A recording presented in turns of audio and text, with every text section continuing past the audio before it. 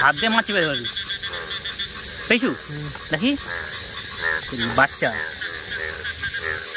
ছোট ছোট ছোট ছোট কই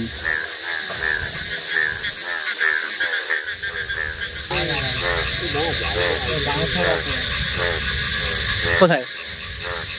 কোথায় যা মাঠে শুধু লাইট আর লাইট কত লোক নামছে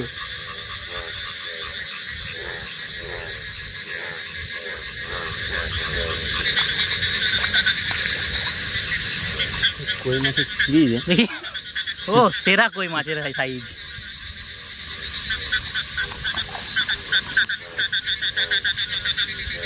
বিশাল কই মাছ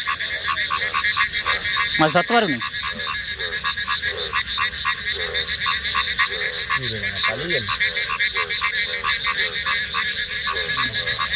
আছে আছে আছে ভিতরে আছে দেখ ভিতরে আছে দেখ জল কম তো হচ্ছে এটা বড় সাইজ আছে হ্যাঁ এই সাইজটা বড় আছে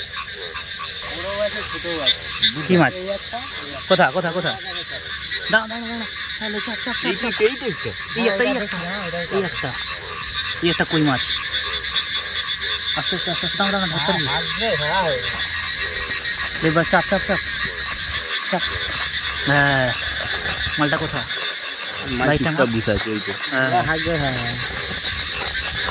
এমনি হাত এটা করতে দেখ কোথা এই মাল ছোট তাই ফুচকা মেরে দেয় দেখছো দেখি ছোট